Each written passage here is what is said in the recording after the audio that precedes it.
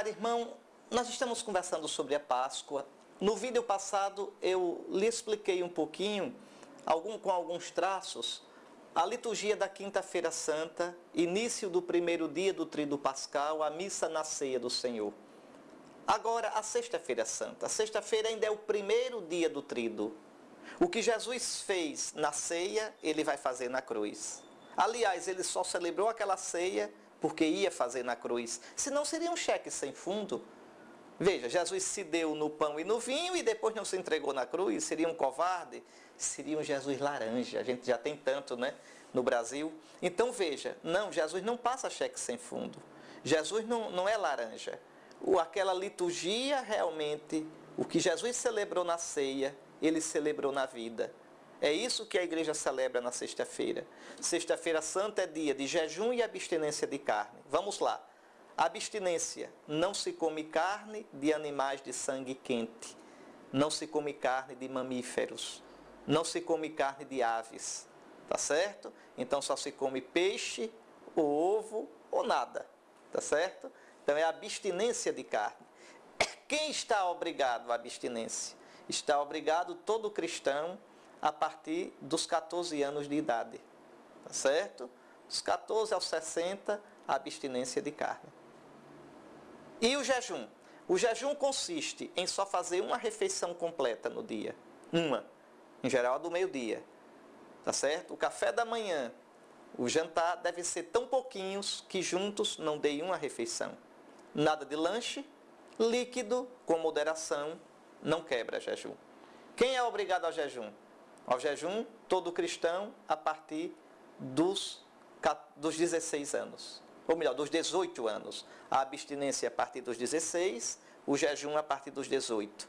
Quer um conselho? Bote desde cedo o seu filho para jejuar. Desde cedo o seu filho para fazer abstinência. A vida toda. Jejum não mata ninguém, a abstinência não enfraquece ninguém.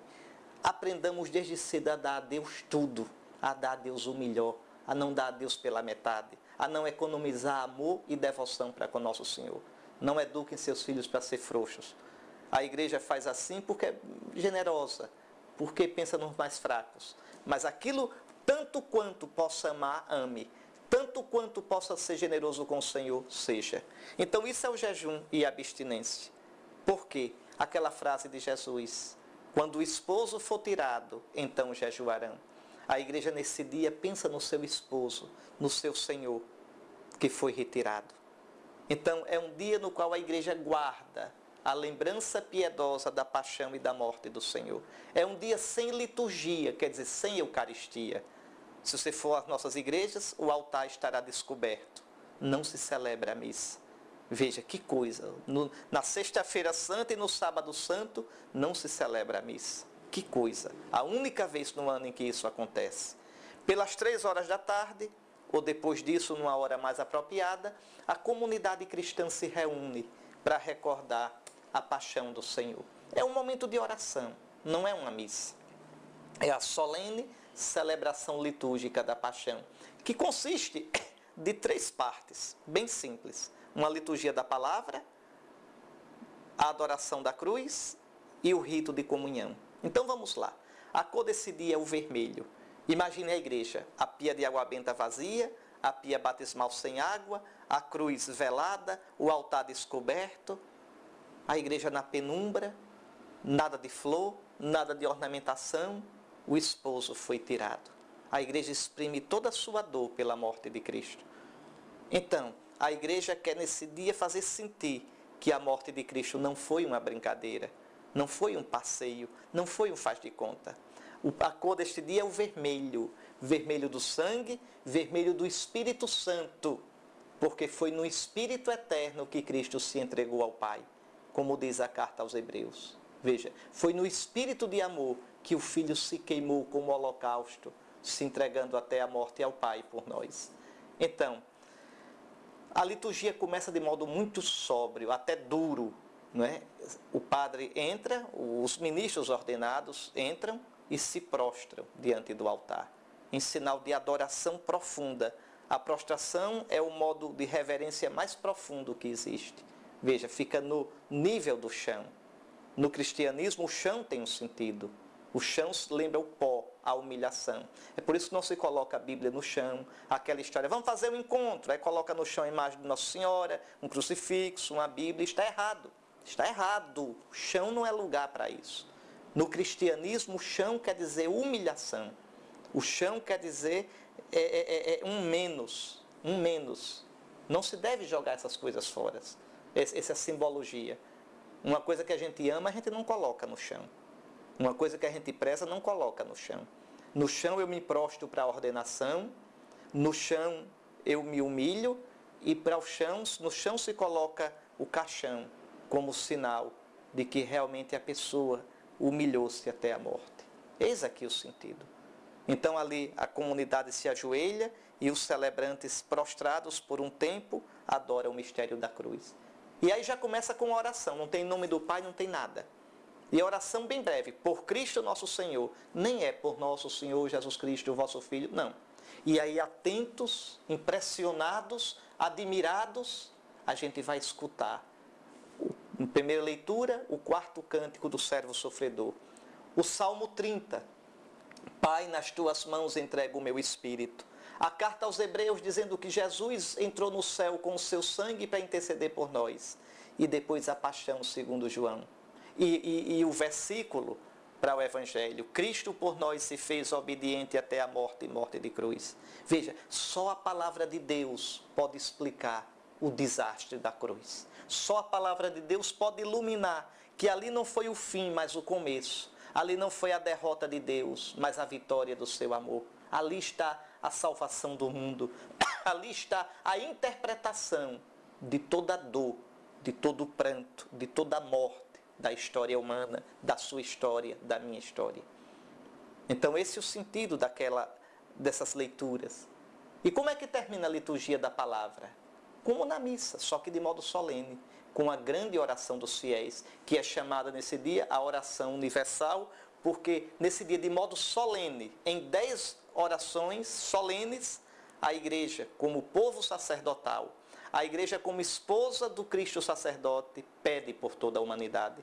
Não se deve mudar nenhuma nem nada dessas orações.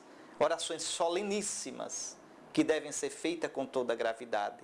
É a oração oficial nesse dia, a súplica da igreja inteira. Pronto, terminada esta parte, terminou-se a liturgia da palavra. Aí vem a adoração da cruz, que não é a adoração da madeira, é a adoração do mistério da cruz. Esse mistério concretizado na madeira. Não é uma cruz vazia, é um crucifixo. É a cruz com a imagem do Senhor. E de preferência o Senhor morto. Você sabe que há 2 estilos de crucifixos. Crucifixo com Jesus vivo, que chamam de Bom Jesus, e o crucifixo com Jesus morto, que chamam de Senhor do Bom Fim.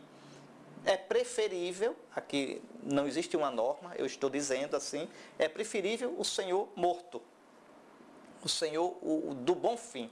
Então, há 2 modos de fazer, não é? Cobre-se o crucifixo e vai se descobrindo aos poucos e dizendo essa frase tremenda: eis o lenho da cruz, do qual pendeu a salvação do mundo. Que coisa! Por que Deus quis salvar o mundo por um caminho desses? Por que a cruz? Por que a cruz marca a nossa vida? Por que a cruz marca a vida do cristão? Que mistério tão grande! A gente não entende. Mas toda vez que o padre diz, as 3 vezes, eis o lenho da cruz, do qual pendeu a salvação do mundo, toda a igreja se ajoelha e diz, vinde, adoremos. 3 vezes a igreja se ajoelha admirada e diz, vinde, adoremos. E depois, o beijo da cruz. Só pode ser uma cruz, não pode ter mais de uma. Ah, mas tem muita gente. Uma cruz. Se tem muita gente, não beija. Né? Só os ministros beijam e depois se abençoa. Ou deixe no final da celebração ali para o povo beijar, se é tanta gente assim. Mas uma cruz só. Se tem mais de uma, não é a de Cristo. A do bom ladrão, a do mau ladrão, mas não é a de Cristo. A de Cristo é uma só. Então, e se canta aquele canto tão bonito que são os lamentos do Senhor. E a gente diz, olha que coisa, Deus Santo, Deus Forte, Deus Imortal, tem piedade de nós. O santo que foi crucificado como maldito por Deus. Veja, o forte que foi crucificado em fraqueza, o imortal, que foi dilacerado pela morte. Como o nosso Deus é, que mistério tão grande. Deus santo, Deus forte, Deus imortal, tende piedade de nós. E aí termina a segunda parte deste rito sagrado. E aí vem a terceira, que é o rito da comunhão. As hóstias que tinham sido consagradas na quinta-feira santa, o padre ou o diácono, nesse dia não é ministro da comunhão que vai buscar, de jeito nenhum. O padre ou o diácono, com o véu humeral, né, vai buscar, se cobre o altar só para aquela hora. Então se coloca ali, se reza o Pai Nosso, se diz eis o Cordeiro de Deus e se dá a comunhão. Só isso. Não tem abraço de paz, não tem nada. Nada. É um rito cru, muito simples. E é muito bonito comungar na Sexta-feira Santa. Não dizem que a gente adora um Deus morto? Não dizem alguns, por ignorância ou maldade, na Sexta-feira Santa, nosso Deus é vivo. E o nosso? Não só é vivo, é presente. A gente o comunga vivinho. Como a gente diz aqui no Nordeste, vivinho da Silva. Está lá. Veja, comungamo-lo vivo. Imolado já não morre, morto vive eternamente. Celebramos ritualmente a sua morte na Sexta-feira Santa, mas ele está vivo para sempre, para interceder por nós. Então, comungamo-lo.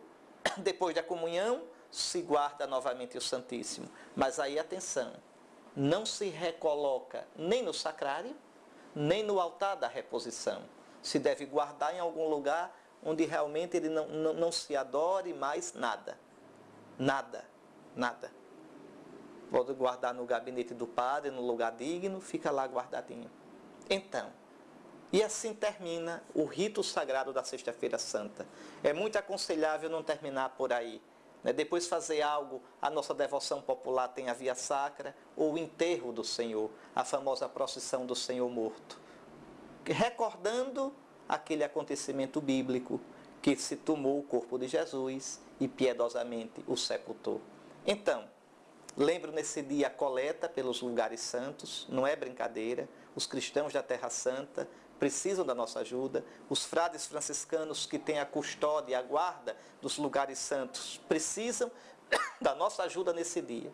Para eles deve ser um conforto muito grande saber que os cristãos do mundo inteiro ajudam economicamente nesse dia para eles sustentarem lá a nossa presença nos lugares santos. Pois bem, então, feito nesse dia, só se pode se comungar ali, na celebração litúrgica, como na Quinta-feira Santa também. Comunhão só para doentes, fora da liturgia. Só para os doentes. Está certo? Nesse dia não se celebra sacramento nenhum, só o sacramento da confissão. Bom, então, terminado isto, se descobre o altar e a igreja continua no silêncio, no silêncio. A única cruz que fica exposta é a cruz que foi adorada. E aí, quando se passa pela frente dela, na Sexta-feira Santa, a partir da celebração da Paixão do Senhor e no Sábado Santo, se faz genuflexão diante da cruz. E aí entramos no segundo dia do Tríduo, o Sábado Santo. O que é que tem no Sábado Santo? O silêncio. É um dia de estar em silêncio com Cristo. É um dia de meditar na morte. O Senhor entrou na morte. Nós um dia entraremos na morte junto com o Senhor. Vá na igreja nesse dia. Fique um pouco diante daquele crucifixo que foi apresentado na Sexta-feira Santa. Contemple a imagem do Senhor morto. Em casa, leia os salmos penitenciais. Nesse dia não é dia de estar agitado, fazendo... Não é um dia de vazio, é um dia alitúrgico. É o dia mais vazio do ano, entenda. O dia alitúrgico, sem nada. É o ponto mais baixo do ano. Porque depois o Senhor, saindo do mais baixo, será exaltado no mais alto. Então, é um dia também de abstinência de carne e de jejum para quem for forte. Tá certo? Seria excelente jejuar e se abster de carne no Sábado Santo. Nesse dia, atenção para o que eu vou dizer, nem os doentes podem comungar. No Sábado Santo não se dá a comunhão nem aos doentes, ninguém comunga no Sábado Santo, só os que estiverem às portas da morte. aí recebem a comunhão em viático, porque a morte não olha agenda nem dia litúrgico. Tirando isso, ninguém comunga. Os doentes podem comungar na quinta, podem comungar na sexta, e só comungarão no domingo da ressurreição. No sábado santo, ninguém. Quanto ao domingo, é um próximo vídeo. Até lá, se Deus quiser. Prova de amor maior não há, que doar a vida pelo irmão.